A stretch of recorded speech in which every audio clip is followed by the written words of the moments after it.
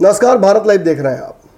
बिहार में इस वक्त सीएम कैंडिडेट कितने हैं ये आपको पता होगा, पीएम कैंडिडेट कितने हैं ये आपको शायद नहीं पता होगा।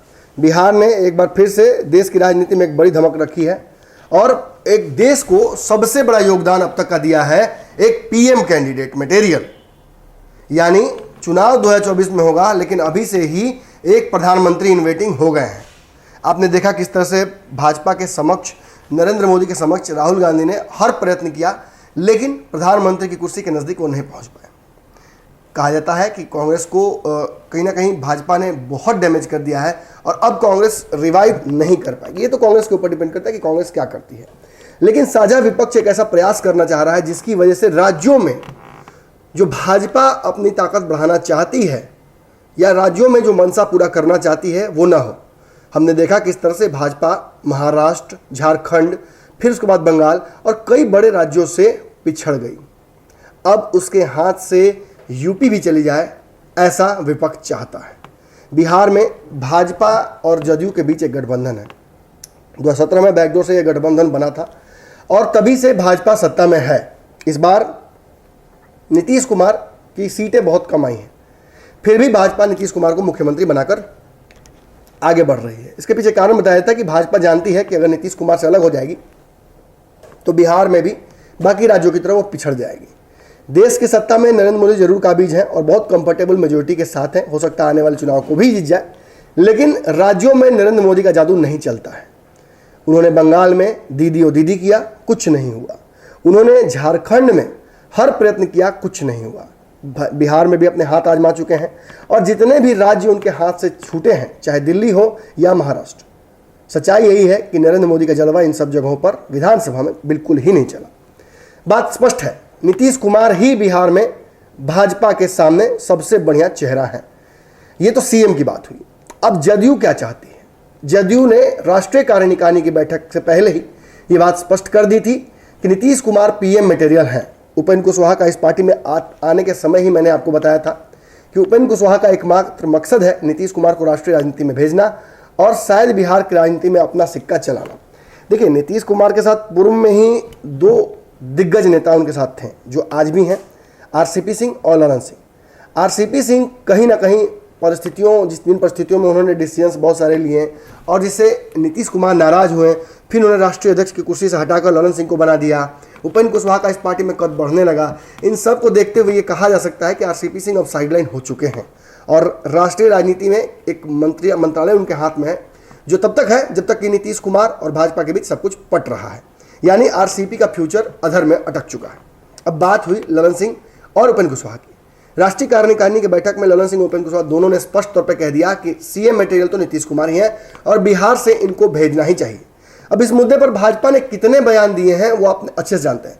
भाजपा के लगभग सारे मुखर नेता बिहार से ये बोल चुके हैं कि नीतीश कुमार की ऐसी कोई मनोदशा अगर होती है तो भाजपा भी उस पर एक्शन लेने के लिए तैयार है।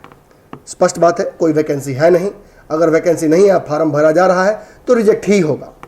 2024 की परिस्थितियों को लेकर भाजपा के लिए भी एक वेकअप कॉल है। नीतीश कुमार जिस तरीके से तैयारी कर रहे हैं और जिस तरीके से उनके लोगों की मंशा स्पष्ट होती जा रही है, भाजपा को इससे डरना चाहिए।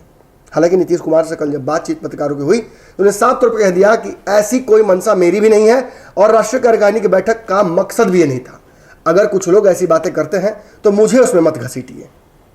बात स्पष्ट है, नीतीश कुमार ने ना कहा ना हाँ कहा, केवल इतना ही कहा कि ये वक्त इन बातों के लिए उचित नहीं है।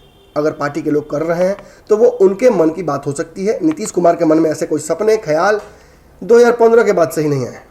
चलिए, नीतीश कुमार अगर बोल रहे हैं तो मैं मान लेता हूँ, लेकिन भाजपा अब इन बातों को बहुत सीरियस लेने लगी है। भाजपा के दिग्गज नेता और बिहार के सांसद अजय निषाद ने साफ तौर पर यह बात कह दी है कि नीतीश कुमार जी को आने वाले समय में बिहार का मुख्यमंत्री दोबारा बनना है तो उसके लिए भाजपा की आवश्यकता फिर पड़ेगी और अगर नीतीश कुमार प्रधानमंत्री बनना चाहते हैं तो इसके पीछे कहीं ना कहीं उनके पार्टी के लोगों की षड्यंत्र है।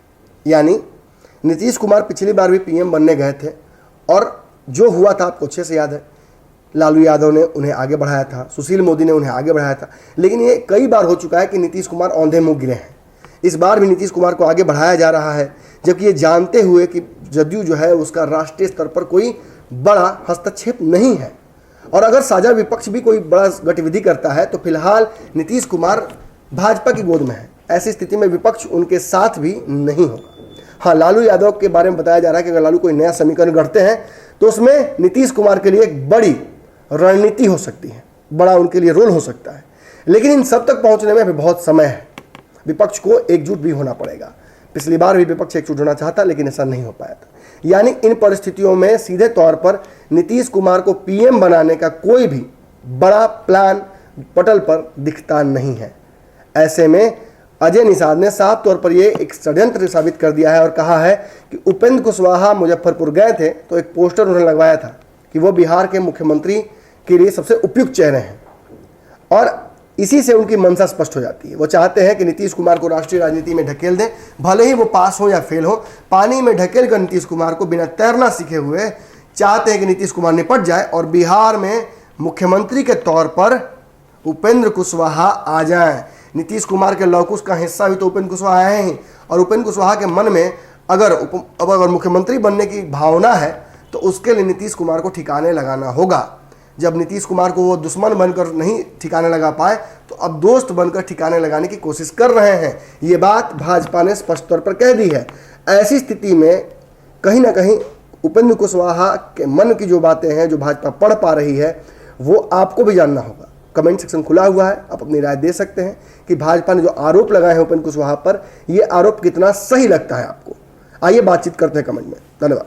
अगर ये वीडियो पसंद आई और वह बिहार के राजनीति और बिहारियत से सरोकार रखेनी तो सब्सक्राइब बटन दबा के चैनल के सब्सक्राइब कर ली। ओजे एगो घंटी बा, ओकरा बटन दबा देला से कुल सटीक और मारक खबर रुआ मुफ्त में मिल जाई।